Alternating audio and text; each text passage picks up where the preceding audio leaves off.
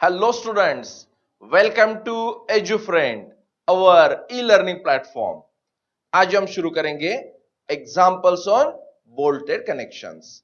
But उससे पहले ना, इससे रिलेटेड जो कंसेप्ट्स है ना, जो मैंने थ्योरी में आपको डिटेल में एक्सप्लेन किया है, उसको क्या करेंगे, इन शॉर्ट रिवाइज करेंगे। ओके, चलो शुरू करते हैं। फर्स्ट पॉइंट क्या है, टाइप्स ऑफ कनेक्शंस।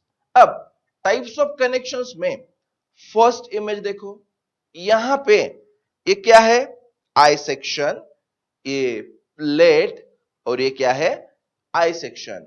इसको हमने इस गजेट प्लेट को कनेक्ट किया है with the help of bolts, यानी this is an example of bolted connection.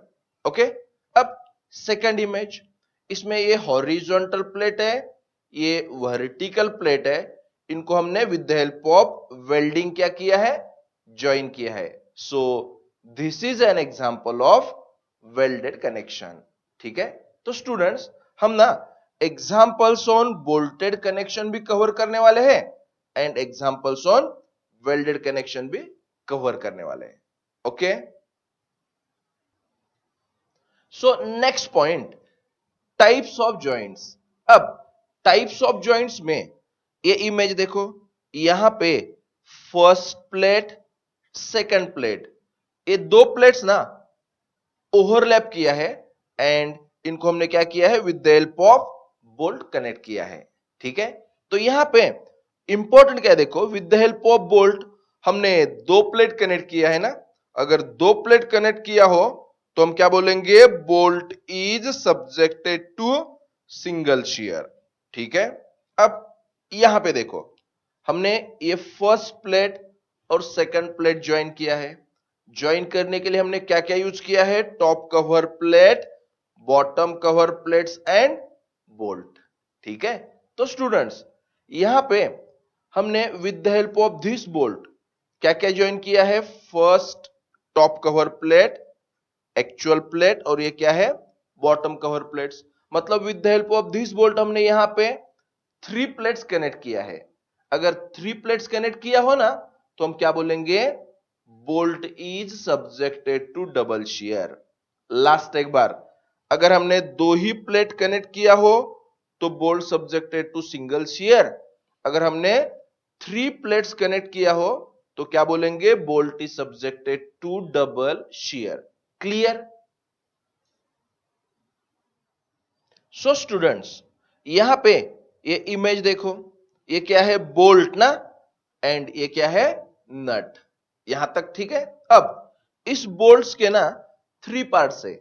ये क्या है, हेड ऑफ द बोल्ट।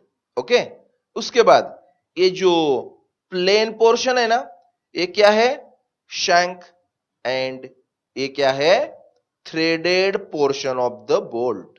ठीक है, तो शंक का डायमीटर डी, मतलब nominal diameter of the bolt.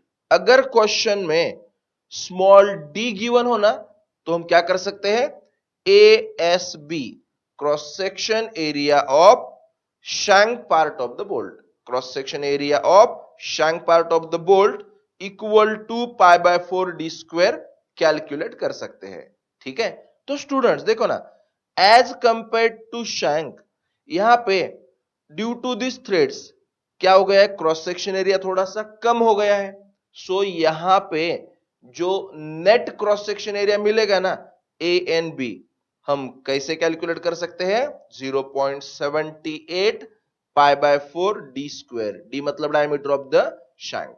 और एक बार, शैंक पार्ट का cross section area pi by 4 D square, and threaded part का नेट एरिया कितना लेंगे हम, 0.78 पाई बाय 4 डी स्क्वायर। क्लियर?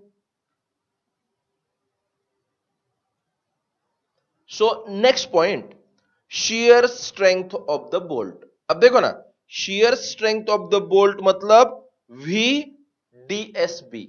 यहां पे V for strength, D for design, S for shear, B for bolt. मतलब design shear strength of the bolt यानी VDSB। Formula क्या है?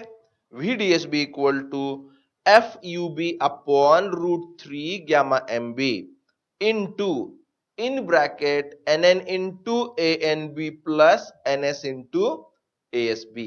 ओके, तो यहां पे FUB मतलब क्या है? Ultimate tensile strength of the bolt. ठीक है, उसके बाद NN मतलब number of shear planes passing through the threaded section। ठीक है, एंड NS मतलब number of shear planes passing through the shank section। तो स्टूडेंट्स, ये जो दो कंसेप्ट्स है ना, हम जस्ट नेक्स्ट स्लाइड पे क्या करेंगे? क्लियर कर देंगे, कुछ प्रॉब्लम नहीं। ठीक है ना, बाकी FU भी समझ में आया है। यहां पे ANB ASB मैंने ऑलरेडी आपको बता दिया है। ANB मतलब net area of the bolt, मतलब थ्रेडेड पोर्शन की जगह पे। ठीक है, एंड ASB मतलब shank area of the bolt. ASB का फॉर्मूला π/4d स्क्वायर, ANB का फॉर्मूला 0.78 π/4d स्क्वायर। बाकी गामा MB मतलब partial safety factor for the bolt. और एक बार गामा MB मतलब partial safety factor for the bolt, value हम कितनी यूज करेंगे? 1.25। क्लियर? तो स्टूडेंट्स, एन मतलब क्या है? Number of shear planes passing through threaded section, and NS मतलब number of shear planes passing through shank section. ठीक है ना, तो फर्स्ट ये इमेज देखो, ये क्या है? लैप जॉइंट है। अब इस लैप जॉइंट में, ठीक है, अगर हमने बोल्ट के बारे में सोचा तो ये टॉप वाला क्या है? शैंक पार्ट, और ये क्या है? Threaded portion. यहां तक ठीक है। अब इंपॉर्टेंट क्या है देखो, इन दो प्लेट्स के दरम्यान ये shear प्लेन है ना, देखो ना, ये shear plane passes through shank part ना, shear plane passes through shank part, मतलब यहां पे NS कितना है? 1 है। ठीक है, और NN कितना हो जाएगा फिर? 0। ओके, चलो और एक एग्जांपल देखो, यहां पे ये क्या है? shear plane, shear plane passes through threaded portion ना, अगर shear plane थ्रेडेड पोर्शन से पास हो गया, मतलब यहां पे NN कितना है? 1, और NS कितना होगा? 0। क्लियर? सो स्टूडेंट्स, अब यहां पे हमने with the help of bolt 3 plates connect किया है, first plate, second plate and third plate. यहां तक ठीक है। अब यहां पे इंपॉर्टेंट क्या है देखो, दो shear प्लेन है। ठीक है, first shear plane passes through shank part, मतलब ये for this NS equal to 1, and this shear plane also passes through shank part। यहां पे भी NS क्या है? 1, NS1 NS1 मतलब यहां पे देखो NS कितना हो गया? 2 हो गया, एंड NN क्या है? 0। ठीक है, इस इमेज में देखो, इस इमेज में this shear plane intercepted by shank part यानी NS1, and this shear plane intercepted by the threaded part, that why NN equal to कितना? 1। तो for this figure NN1 NS1, and last part देखो ना, first shear plane intercepted by threaded portion, यहां पे NN कितना आएगा? 1 आएगा, और for this shear plane intercepted bye threaded portion, मतलब यहां पे भी NN इक्वल टू कितना है? 1। ठीक है ना, तो in general NN equal to कितना आएगा? 1 + 1 मतलब 2 आएगा, एंड NS कितना आएगा? 0। क्लियर होगा यहां तक? तो स्टूडेंट्स, अगर इसके बारे में, ठीक है ना, कुछ भी नहीं मेंशन किया ना क्वेश्चन में, तो हम क्या करेंगे? ये वाली केस कंसीडर करेंगे। ठीक है, यानी bolt subjected to double shear, bolt subjected to double shear बोला ना, तो हम क्या करेंगे, NN1 NS1 लेंगे। Clear? And for this bolt subjected to single shear हो ना, तो हम क्या करेंगे, ए वाली केस कंसिडर करेंगे। ठीक है, और एक बार, bolt subjected to single shear हो एंड क्वेश्चन में कुछ भी मेंशन नहीं किया हो, तो ये वाली केस मतलब क्या करेंगे, हम NN की वैल्यू 1 लेंगे, NS की वैल्यू 0 लेंगे। Okay, so next point, design bearing strength of the bolt. तो design bearing strength of the bolt मतलब VDPB। देखो ना, V for strength, D for design, P for bearing. समझ में आ रहा, कंफ्यूज मत हो, P for bearing and B for bolt. Okay, तो VDPB मतलब design bearing strength of the bolt. Formula क्या है, 2.5 kb dt fub upon gamma mb। और एक बार 2.5 into kb into d into t into fub upon gamma mb। Okay, तो students calculation करते समय सबसे पहले क्या करो, यहां पे small e and small p calculate करो, मतलब edge distance and pitch find करो।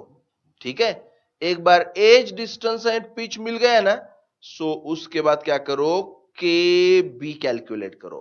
के बी इक्वल टू क्या है, smaller of first part E upon 3DO, second part P upon 3DO minus 0.25, third part FUB upon FU, fourth part क्या है 1। तो इन चारों में से जो सबसे लेस आएगा वो हमारे लिए क्या है, KB। तो क्या करेंगे, KB कैलकुलेट करेंगे। अब KB मिलने के बाद क्या करेंगे, VDPB का फॉर्मूला यूज करेंगे। तो सीक्वेंस समझ में आया। सबसे पहले E एंड P कैलकुलेट करो, उसके बाद KB, उसके बाद VDPB का फॉर्मूला अप्लाई करेंगे। ओके, तो यहां पे देखो ना, इन जनरल DO मतलब क्या है, DH मतलब diameter of the hole. Okay, FUB मतलब ultimate tensile strength of the bolt, D मतलब nominal diameter of the bolt, gamma MB मतलब partial safety factor for the bolt, value 1.25। Okay, clear? So next point, design tensile strength of the net plate. Okay, देखो ना, सबसे पहले ये जो plate है ना, प्लेट की विड्थ क्या है, B, थिकनेस क्या है, T। तो यहां पे होल ड्रिल करने से पहले, होल ड्रिल करने से पहले जो एरिया था ना, उसको हम क्या बोलेंगे, ग्रॉस एरिया। तो ग्रॉस एरिया कितना आएगा, B इंटू T। समझ में आया? और एक बार, होल ड्रिल करने से पहले एरिया क्या था, B इंटू टी था। अब यहां पे होल ड्रिल किया, मतलब ये जो विड्थ B है ना, B क्या हुआ, DH से यहां पे कम हो गई। फिर नेट एरिया कितना आएगा, देखो, B minus DH, B minus DH into T। तो देखो students, before drilling hole gross area B into T. अब यहां पे वन होल ड्रिल किया है, तो net area B minus DH into T. अब देखो ना, इन जनरल हम इसको कैसे लिखेंगे, A net equal to B minus, एक होल ड्रिल किया तो 1 इंटू DH इंटू टी। अगर यहां पे दो होल ड्रिल किए होते ना, तो 1 की जगह हम क्या लिखते, 2 लिखते। समझ में आया? तो अब होल ड्रिल करने के बाद ये जो नेट एरिया रिमेनिंग है ना, इस रिमेनिंग एरिया की टेंसाइल स्ट्रेंथ मतलब टीबी कितनी आएगी, 0.9 FU upon gamma M1 into A net. और एक बार, रिमेनिंग जो क्रॉस सेक्शन है इसकी tensile strength 0.9 FU upon gamma M1 into A net. Okay, तो यहां पे ए नेट मतलब net area of the plate, in general B minus N D H. यहां पे 1 होल है मतलब एन इक्वल टू 1 लिखो, अगर 2 होल होते तो एन इक्वल टू 2 लिखते। समझ में आ रहा है ना? B minus N D H into T. Okay, F U मतलब ultimate strength of the plate, and gamma M1 is gamma M1 मतलब partial safety factor to resist failure at ultimate stress. इसकी वैल्यू 1.25। तो students सबसे important, मैं जैसे जैसे formula explain करते जा रहा हूं ना, आप नोटबुक में लिखते जाओ, ठीक है? Okay, so students important concept देखो। सबसे पहले ये क्या है? बोल्ट। यहां पे डी मतलब diameter of the bolt.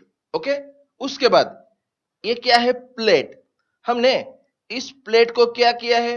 Whole drill किया है। उस होल का डायमीटर डी एच या फिर डीओ। डी एच या फिर डीओ मतलब diameter of the hole drilled in the plate. हमने यहां पे होल ड्रिल क्यों किया? टू फिट द बोल्ट ना, टू फिट द बोल्ट। इसका मतलब यहां पे बोल्ट का डायमीटर जितना है ना, उससे थोड़ा सा ज्यादा होल का डायमीटर चाहिए। और एक बार, बोल्ट के डायमीटर से होल का डायमीटर ज्यादा चाहिए, मतलब यहां पे डी एंड डीएच में कंपेयर किया तो डीएच की वैल्यू क्या चाहिए? थोड़ी सी ज्यादा चाहिए। ओके, तो डी एंड डीएच में रिलेशन क्या है? देखो अच्छी तरह से देखो।